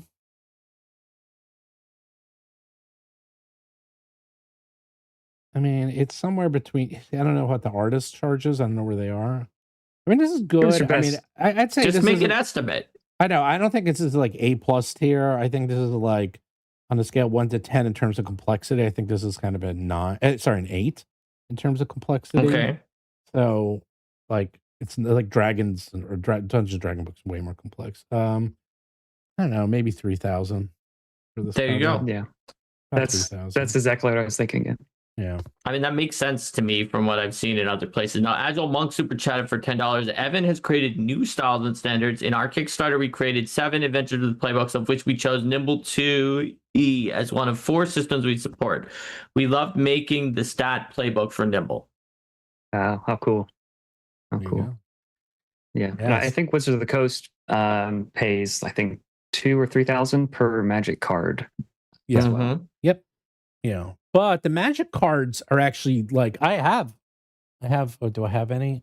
I have a couple of magic cards. They're not nearby, but I do buy art from magic cards, and they're big. They're not like this big. They're actually very large. The pieces. Yeah. And a lot of them the artists can resell. Yeah, they can resell. They can sell merch and stuff, and they make a lot of money doing that and doing signings. Yeah. And I actually buy from Chris Seaman, who does a lot of magic cards. I buy from him a lot. He's oil too. He's all oil based. But although my favorite of all time is this is my piece de resistance. Is the which one is this? This is the Familiar Folio art. Ah, yes. It's my favorite piece of art of all time. And I was walking through Gen Con and I saw it on display and I went, I will buy that. How much? That was it. I was like, that's it. It's my favorite piece. And I couldn't believe she had the original. And then she framed it and like got it all nice for me. And she was so excited and sent it to me. And I love it. It's my favorite piece. Oh, cool. Yeah. So that I have in my office. And I can show you my second favorite piece. How about this one? Ta-da! You know what this one is? This is the Grim Reaper for Pathfinder. The Pathfinder Grim Reaper, level 20. And what's cool is if you look at it really closely, you can actually see like the ink lines and like see the pencil where he erased and everything. So it's like you could tell. Because they scan this in and then they clean it up after. Because if you look really closely, you can see like right there, you can see a little bit of the background. And you can see it there near like the scythe. You can see a little bit of like pencil sketches. Yeah. So cool. Yeah. Where's your art collection, Mark? Well, I mean, behind the green screen, the green screen, I actually do have the cover of Battles of Ancestry's Dragons, but I'd have to move the green screen, and it would make the room look weird. People have seen it before. If they looked at my background back before I had the green screen, that's basically the only one that I have. But it's not the original, like Steven's. It's a print. No, well, I'm insane. Trying to see. So So now what? So now that we're in a golden age, like all these books are getting better, everyone is really upping their game. Now what happens? Now we play. No, Yeah, I mean, it's time no. for We can gaming. play some awesome. We Yeah, can play guess some awesome so. games now. Yeah. Hopefully. More options than ever before. So many great and awesome games and fun things to play. Well, super chat from Yunderland Game says, just now joining. Sorry, I want to say Nimble should be the future of D&D. I hope Wizards picks up Evan as a designer and Nimble is the future 6E. How would you like that, Evan? They call you up and say, you know what? We like Nimble so much. And we're gonna I'd do listen. that. I don't know. Yeah, there we go. I'd listen. Oh, you see, now someone said, you mean Claude is upping their game? LOL. No. You know, I don't want to get into a tangent, but I did hear a very, very, very interesting talk about AI. And it was, so I took a class in college called The History of Technology. And it went through technology and how technology continuously advanced civilization. And the one that it started with, and I've probably mentioned this before, where people were up in arms and lost their fucking minds as much as AI is. Can you guess what it is? Mark probably knows what it is, but We've Evan, already talked about it before I a have lot talked of about it times, so before. Evan can make the guess. Can you guess what it Are you is? talking about the Luddites? Not Luddites, but close. How far back are we going? 1800s. Okay, yeah. I mean, just a lot of the mechanical revolution of automation and stuff. I mean, Luddites were in is the it- 1800s as Yeah. well. Real. So. Well, let me rephrase it. Luddites were really- very early 1800s for Correct. textiles. Wait, let me replace it. The same argument that AI is having, which is a machine is killing only what a human can do, and it is taking out the artistic soul. Oh, Doors Ajar got it right. The player piano. That is correct. The player But piano. yeah, that's what you've always said before. Yeah, because in- it went. They went to the Supreme Court. Like, it was insane. Like, people lost their minds because think about it. Back in the 1800s, when there's no radio, nothing, every place had someone playing the piano. There was all these people who had jobs, and then the player piano came along and replaced all those people. And people artists went insane because they're like, it's soulless. It can't create the same tones and melody and can't like just do something on the fly. Like, think about it. all the arguments you're hearing about AI, exactly the same in the 1800s. They're all very similar. And it's fascinating to see how things never really change. Now, did people stop playing the piano? No. Did people stop making music? Nope. It elevated us. And in fact, the big argument is most technology is actually used for grunt work. And because a lot of this grunt work gets taken away from humanity, we're allowed to do more interesting things, and it actually pushes us forward in technology by taking technology and using it. For example, another example is typing pools. Do you even know what a typing pool is? Have you ever heard of that term? I can imagine. It's a room full of people on typewriters. That's right. It used to be rooms full of hundreds of women, usually women, typing, and that's it. So if you needed something done, you would go down to the typing pool, which would be floors of women typing on typewriters. And do we have those anymore? No, because you don't need them anymore. Like, computers have kind of taken that away. So, but by doing that, people were freed up to do other things. So that's sort of the other end of the technology is that. I read an interesting article recently by Cory Doctorow that said that some companies were just forcing people to claim that they use lots of AI just for like buzzwords, and it was causing problems. Whereas the people who were actually succeeding were centaurs who were extremely technically skilled on their own. And they knew how to use the AI to elevate their work rather than like replacing or removing workers in any way. They could just get a better result by mostly doing their own thing, but being allowed to use it exactly to the extent that they wanted to as little or as much, rather than the people who were being told, we're keeping an eye on how many credits you use and you didn't use enough, Right. who were sometimes just doing bad stuff just to not get the company up in arms against them. So I don't think creativity is going to go away in TTRPGs, but because of computers and because of InDesign, read books about the history of TSR and read about Dungeons and Dragons when they were in the 80s, and you'll see they had 20 people. They needed 20 people to do one black and white book with no art, because that was how hard it was to make a book back in the 80s. Okay. It was incredibly hard, very time consuming, a huge amount of effort and work. Now it's me and Evan just sitting at our homes and we're able to make this, which is unbelievable. I mean, we're one person could do the work of 20 people plus. It's mind-boggling that we're able to do that. And that is also why we're in an error. Like another example here is a great one.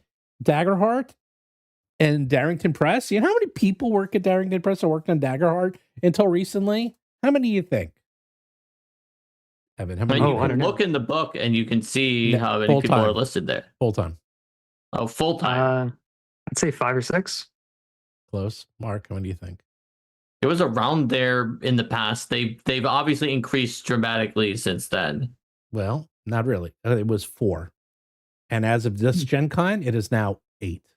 Yeah, they doubled. I know, but that's the thing. It's like 8 people. Okay, there's companies that literally... That's a dramatic increase, doubling. But yeah, sure, some companies did times 10 their size. I know, right. But my point is, think about it in this industry, having a TTRPG and having 2, 3, 4, 10 people in your company, as opposed to just 1 or 2. It's really actually that even quote is golden age. And actually, WotC is bigger than they've ever been. Like, these companies are getting bigger. Like Sanderson, what's not Sanderson? Brotherwise has gotten much bigger. Cobalt has gotten bigger. We're not getting, well, we're kind of getting bigger because now we have Deathbringer in there and we have Professor. Yeah, so we're kind of getting bigger. He's actually a person who's dedicated to it, whereas we haven't had a dedicated other person before. Right. I mean, he doesn't work for me directly. I'm publishing his stuff, but that's his full-time. He's his own thing. He's the creator of Deathbringer. We're just publishing for him. He's a full-time job. This is all he does is now Deathbringer, and I'm working with him constantly. So we're getting bigger. You know, it's like, people are just, getting bigger because they're getting more successful, and being more successful allows you to make more products. Therefore, you continue to grow. And even Evan was complaining, you got too much work, man. You need more people. You need people to help you, man. Yeah, it could take longer to delegate it than it does to just do it myself. So there's a fine balance between that. I wish I could. You're 100% right. You're absolutely right. Some people miss that, right. And they wind up creating a structure that's too large and has so many communication lines that you have to keep open, when sometimes it's just faster if you know what it is to do it. Yeah, I want to design games. I don't want to manage people who are designing games. I don't mind. I don't mind. Yeah. I want to go on vacation. I don't want to manage people and send other people on vacation for me, So the designing it and problem solving and creativity is the fun part. But I do get people to help me with writing some things and, different things that I don't want to do. I will get people to help me with, but it all goes through me before it gets in the book. Right. So I actually don't mind. I actually like delegation quite a bit. I like having much bigger parties of people and being able to work with them, because yes, it takes up a small amount or even a medium amount of your time, but the return is gargantuan. So, if someone can just execute, here's a task, do it, give it to me when it's done. That could be very handy, but a lot of times it's not that easy. Yeah. No, you're happy. You're 100% right, but there's ways to weed out those people. So. Yeah. So real quick, they wanted to know about Diamond, because we'll wrap up. So there was supposedly Diamond came to I've read it like 3 or 4 times. I'm not exactly sure. Somehow they came to some agreement somehow that it sounds like it's not completely done, but that Diamond's going to be able to get back. Diamond and other people in this ad hoc group are going to be able to get back their books, and they'll either pay for them to come back or they'll be able to go. So that's the other problem. It's like, okay, if you win, you still have to go to Mississippi to find the books, and then you have to get them and ship them to your warehouse. So it's not just, okay, you won. They could have literally just said, you won, find your books on your own. Come to our warehouse and you find them and you get them. And that's like a nightmare. But it sounds like they actually not only did that, but they even worked out that they will pay, quote, standard wage for someone to find the books and then load them on the pallets so you can ship them to your place, which is actually, I read that. I was like, okay, now that's a major win, because that way you can actually get your book sent to you, which sounds like a small thing, but it's actually a pretty big deal. Now, it was just for that group, and I got the legal notice in the mail, and I read it real quick, but I had like 21 days to reply, so nothing's going to happen for at least 21 more days. Sorry, I'm just trying to find the legal notice where I have it somewhere. And I sent it to my lawyer, and he said he's going to look at it, and it basically just says, is this it? That's not it. I have so many papers on my desk. My desk is such a goddamn mess. But I don't know if it applies to everyone. It might only apply to those people in the ad hoc group. It might not apply to me, but there is something to be said that you can't, as my lawyer, he looked at it real quick and he said, you can't like say, well, you guys get this, but this group doesn't get it, because we're all in the same boat. So you're not allowed to do that. You can't just say these people get preferential treatment over these people, even though legally they're all on the same level. That's not how it works. So he thinks that we will also be able to get our books back. We just might have to jump through some hoops, but we should be able to also then get our books back. So, I mean, that makes sense. Yeah. There's a super chat from iRoll RPG that says, when we getting Eldamon and Nimble? Yeah, Steven, when are we doing it? You tell me, man. You tell me.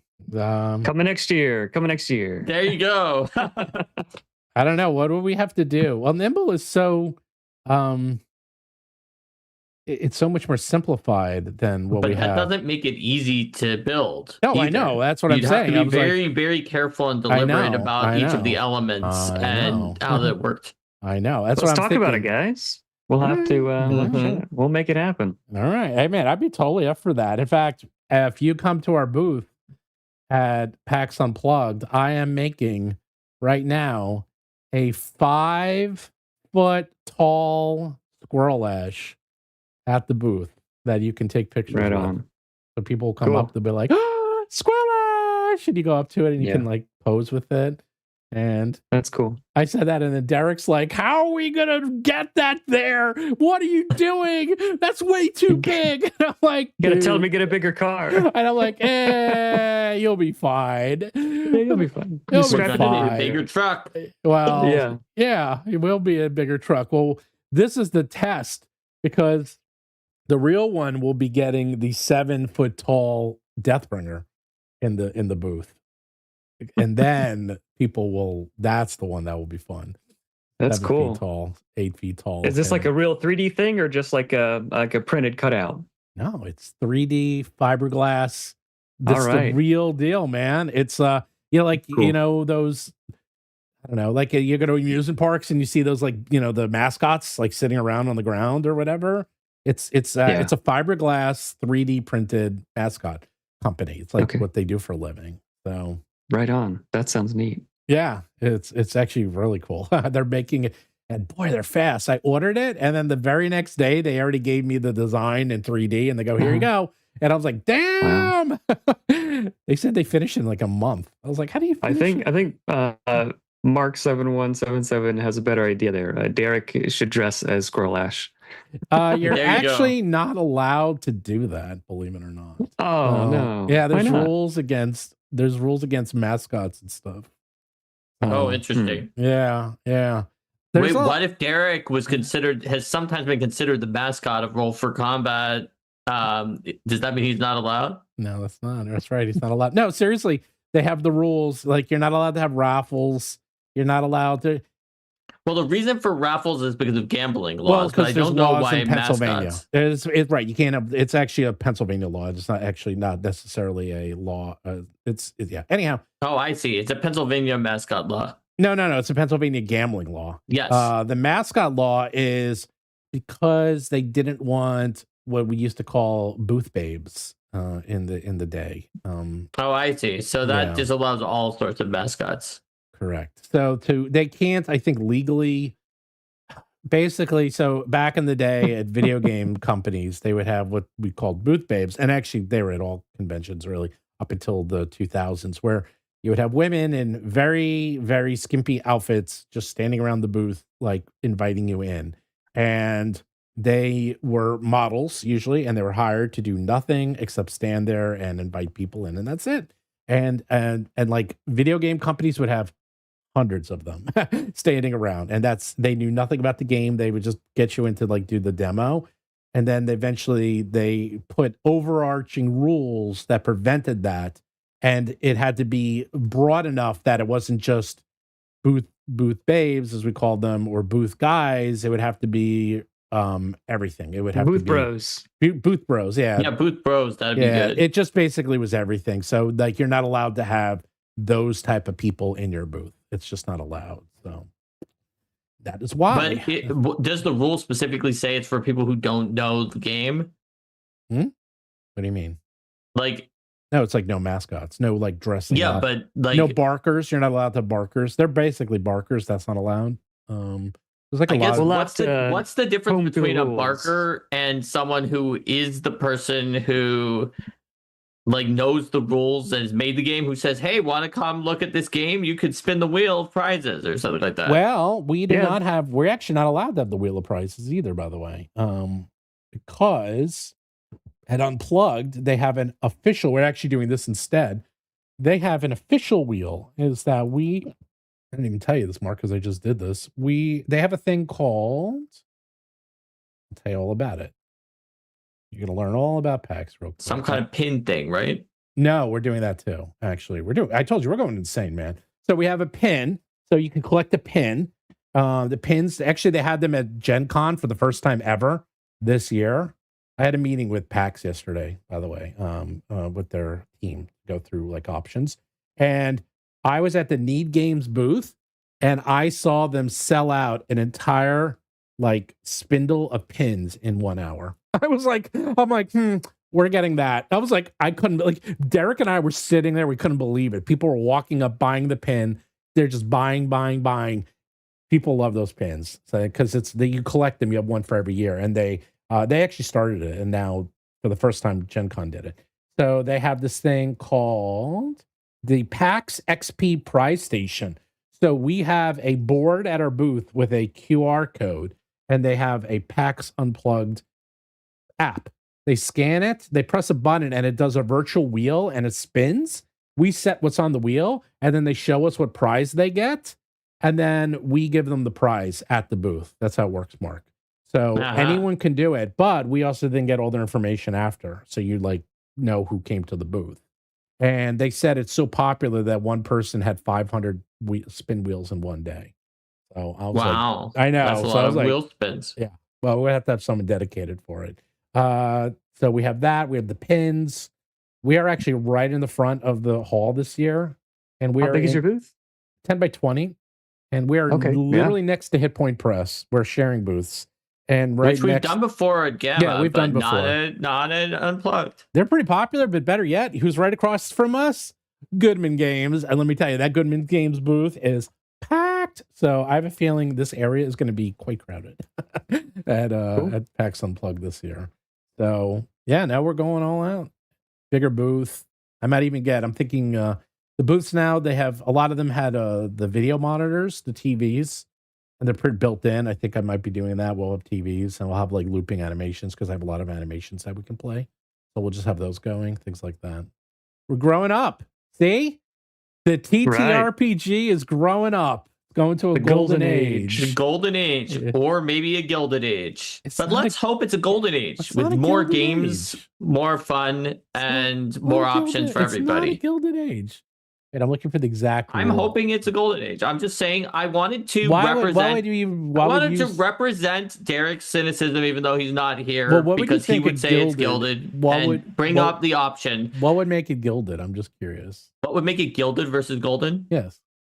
Gilded just means that like production values, expenditures, and glitz and glam are up, but that ultimately it might not necessarily lead to more people playing and having fun RPG experiences. Whereas golden is where everything is up and it Yeah. all comes together, and it's just a wonderful time to be a gamer. Oh, here we go. Yeah, In order to gilded to me is like a facade or like a vapid or empty fanciness. Here we go. Yeah. In order to Like operate, the classic Gilded Age Sorry. in American history was like in like the 1870s into just before 1900.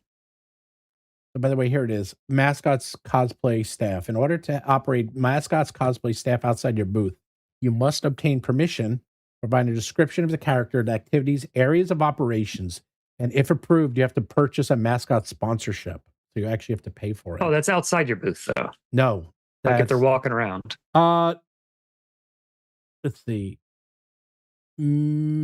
Is not required, perhaps, but having someone in your booth, yeah, I guess I'd have to Yeah, double what check. if one of the booth staffers just happened to be cosplaying? Yeah, I well, can no, tell that's you allowed. That's allowed. I can tell you that one time at Paizo, Linda was wearing her Abigail Throne Evil Empress cosplay, and that was allowed, even though we were supposed to wear the uniforms most of the time Well, because I'm it was talking an about on-point character. Derek dressed like a squirrel and like in full gear. That's a little much. Make it happen. Make it oh, happen. trust me, I can call my brother. Make it up. happen, chat. You I can can do call it. my brother up and have a squirrel costume Oh, done have a in a Danny week. Glicker squirrel-ass costume? That is intense. It would cost a lot, though. It would cost more All than right, guys.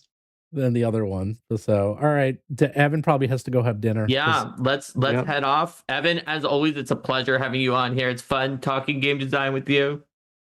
Thanks for Till having me, next- guys. Until next time, everybody out there, if you want to gild the Golden Age, then you have to roll for combat. Take care. Don't forget Deathbringer. It ends